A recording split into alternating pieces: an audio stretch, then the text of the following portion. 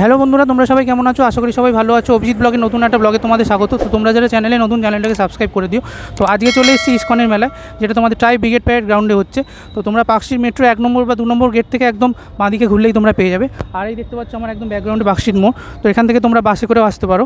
তো এবছর ইসকনের মেলা 53তম বছরে পড়েছে।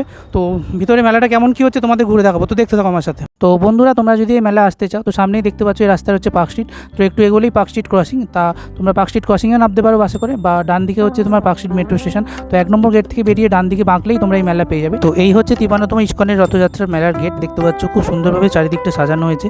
আর এখানে দেখতে পাচ্ছ গেটের চারিদিকটা চৈতন্য ভগবতের এবং শ্রীকৃষ্ণের জীবনের বিভিন্ন কাহিনী এখানে খুব সুন্দরভাবে ছবি দেওয়া হয়েছে। তো চলো বন্ধুরা, গেট দিয়ে এবার ভেতরে ঢোকা যাক। তো ভেতরে দেখতে পাচ্ছ খুব সুন্দর ফাঁকা, কারণ আমি যখন এসেছিলাম তখন মেলাটা সবেমাত্র খুলেছিল 4টের সময়।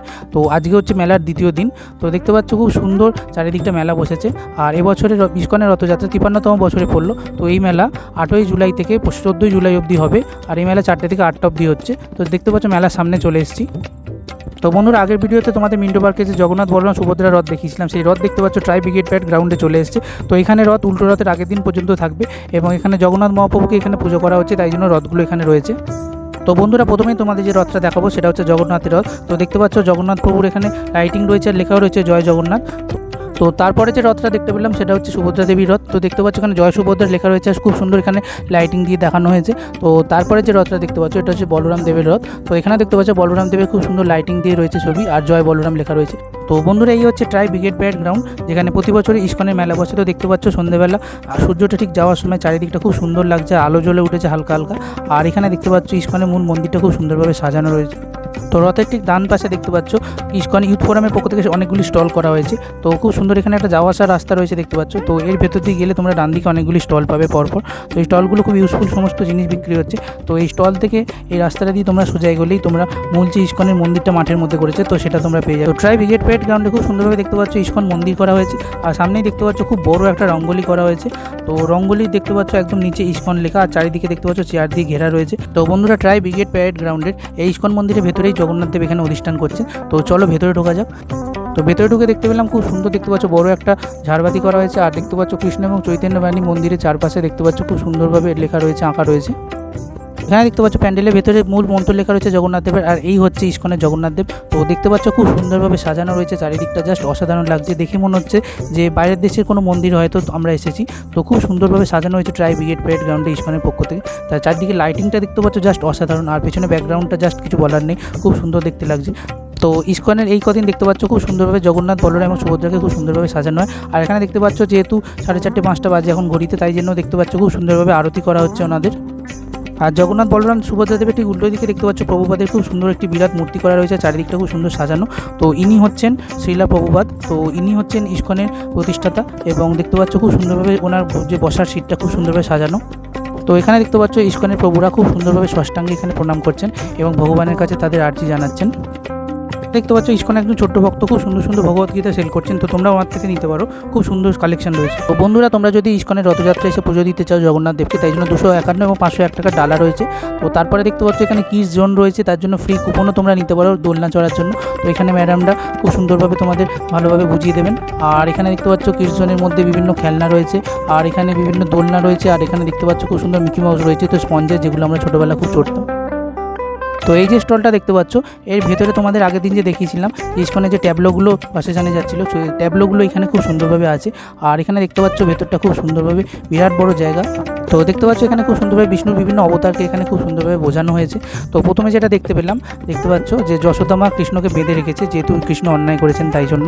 তো এটা খুব সুন্দরভাবে এখানে বোঝানো হয়েছে। हरे कृष्णा, हरि बोल। जिस तरह से आप देख रहे हैं यशोदा मैया छड़ी लेके कृष्णा के पीछे दौड़ रहे हैं, तो प्रश्न उठता है मन में कि ऐसा क्यों? ऐसा इसलिए कि इसके पीछे एक लीला है कृष्णा भगवान का। क्या हुआ, एक बार यशोदा मैया दही बिलो रहे थे और गीत गुनगुना रहे थे भगवान की लीलाओं का। ठीक है, लीलाओं का गीत गुनगुना रहे थे। उसके बाद क्या हुआ, यशोदा मैया को रसोई से दूध उफनने का आवाज आया। तो दूध उफनता है तो माता लोग रसोई में भागती है फटाफट, और कृष्णा को गुस्सा आया कि उन्होंने मुझे छोड़कर क्यों भागे। तो फिर उन्होंने क्या किया, माखन को सब बंदरों में बांटना शुरू कर दिया। बकाया चल चल के दूसरे रूम में चले गए। और फिर उसके बाद यशोदा मैया ने आकर देखा कि ये क्या है, सारा दही माखन बिखरा पड़ा है, ऐसा क्यों हुआ। तो फिर उनको समझ में आ गया कृष्णा ने ऐसा किया है, तो फिर उन्होंने क्या किया, ये छड़ी लेकर कृष्णा के पीछे दौड़े और कृष्णा आगे आगे कहे या यशोदा मैया पीछे पीछे। फिर उन्होंने उनको बांध दिया। इस तरह से कृष्णा ने देखा कि मैया प्रयास कर रही है तो भगवान ने भी कृपा किया।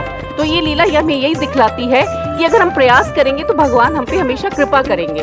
এখানে দেখতে পাচ্ছ ভগবান শ্রীকৃষ্ণের 10টা অবতার খুব সুন্দরভাবে এখানে বর্ণনা করা হয়েছে আর অসাধারণ যা সাজানো হয়েছে।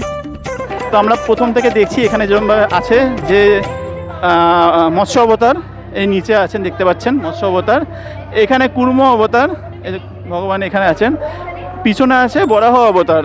হ্যাঁ, ভগবানকে পৃথিবীকে উদ্ধার করেছিল বরাহ অবতার। বরাহ অবতারের পেছনে দেখছেন ওখানে, ওটা হচ্ছে বামন অবতার। হ্যাঁ, তারপরে এখানে এখানে দেখতে পাচ্ছেন হচ্ছে বুদ্ধ অবতার।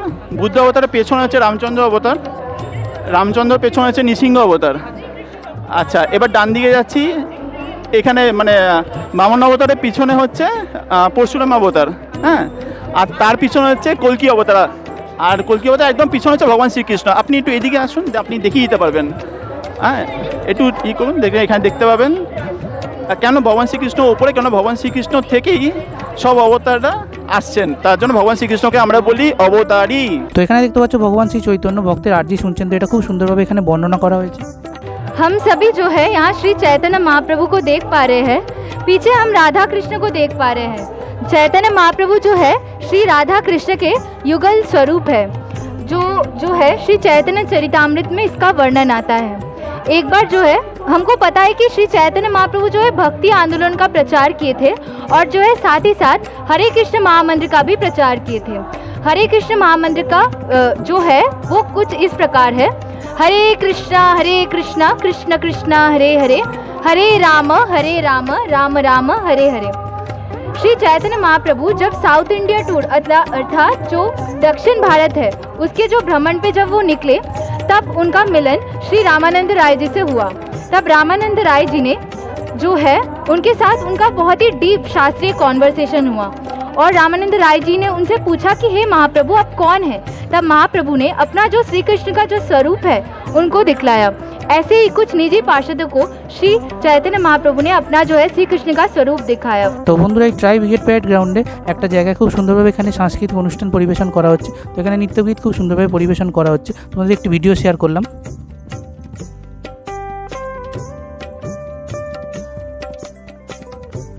তো এখানে দেখতে পাচ্ছ ইসকনের তরফ থেকে খুব সুন্দর এখানে মহাপ্রসাদ প্রদান করা হচ্ছে। তো অনেকগুলি দেখতে পাচ্ছ বাঁশের ব্যারিকেড রয়েছে, তো এখানে মানুষ দাঁড়িয়ে এখানে প্রসাদ নেওয়ার জন্য ব্যবস্থা করা হয়েছে। তো এখানে দেখতে পাচ্ছ ছেলেদের একদিকে মেয়েদের একদিকে লাইন রয়েছে, তো আমিও তাই জন্য লাইনে দাঁড়িয়েছিলাম ইসকনের প্রসাদ নেওয়ার জন্য। দেখতে পাচ্ছ লাইনটা খুব একটা বড় নয় যদিও। তো তোমরা এখানে দেখতে পাচ্ছ ইসকনের পক্ষ থেকে খুব সুন্দর এখানে দেখতে পাচ্ছ খিচুড়ি প্রসাদ প্রদান করা হয়েছে। তো এটা একদম ফ্রি অফ কস্ট, তোমরা সবাই লাইন দিয়ে নিতে পারো। এখানে দেখতে পাচ্ছ জল সেবারও খুব সুন্দর একটা স্টল করা রয়েছে, তো খাবারের সাথে সাথে জলও তোমরা এখানে পেয়ে যাবে। এই ইসকনের মেলায় ম্যাচলেস গিফট বলে একটি শপ রয়েছে, তো এখানে দেখতে পাচ্ছ প্রচুর জিনিস এখানে পাওয়া যাচ্ছে। তো চলো এবার গেট দিয়ে ভেতরে ঢোকা যাক।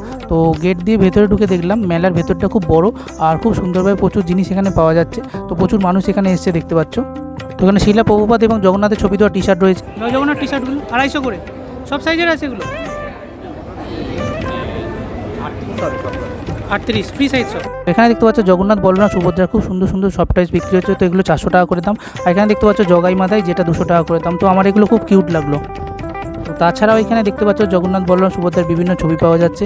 আর এখানে দেখতে পাচ্ছ বিভিন্ন বই রয়েছে, তো শিলা প্রভুপাদের উপর, জয় জগন্নাথের উপর বিভিন্ন বই রয়েছে। তো এখানে একটা বই দেখলাম রহস্যময় জগন্নাথ যাত্রা, যেটা আদি পুরুষোত্তম স্বামীর লেখা, তো বইটা খুব ভালো লাগলো দেখে। তো তারপর এখানে দেখতে পাচ্ছ জগন্নাথ বলরাম সুভদ্রার বিভিন্ন ল্যামিনেশন করে ছবি রয়েছে, তো এগুলো তোমরা 30 টাকা করে শুরু করে 100 টাকা অবধি পাবে। তো তারপর এখানে দেখতে পাচ্ছ খুব ছোটো ছোটো সুন্দর সুন্দর মূর্তি রয়েছে, যেগুলো প্লাস্টার অফ প্যারিসের। আর এখানে দেখতে পাচ্ছ জগন্নাথ এবং গোপালের খুব সুন্দর সুন্দর এখানে বসার জায়গা, দোলনা রয়েছে।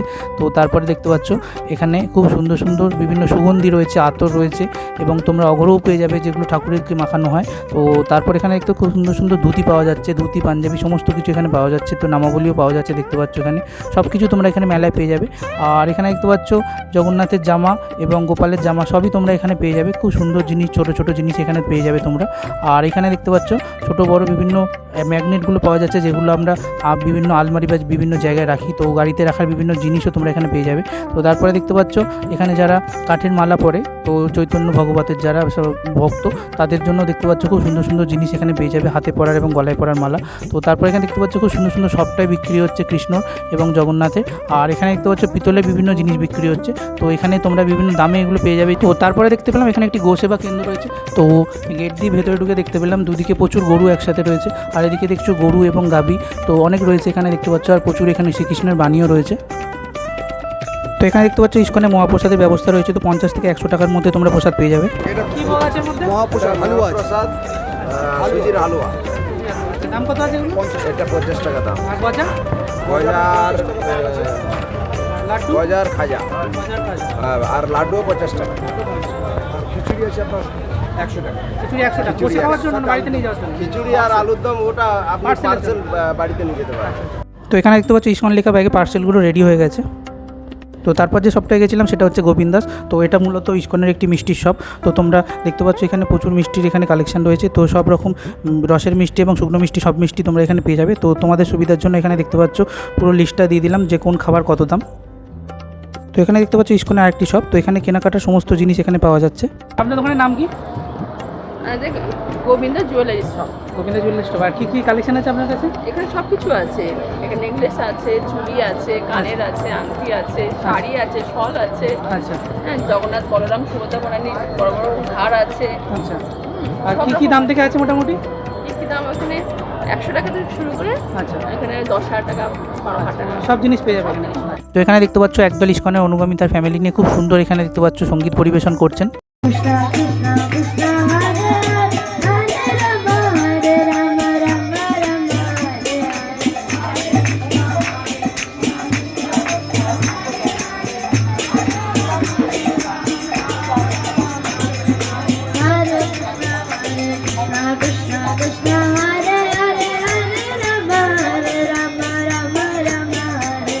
তো এই মেলার ভিতরেই শঙ্খ চক্র গদা পদ্ম হাতে শ্রী বিষ্ণুর একটি মূর্তি পেয়ে যাবে তোমরা। অসাধারণ জাস্ট দেখতে লাগছে এই মূর্তিটি।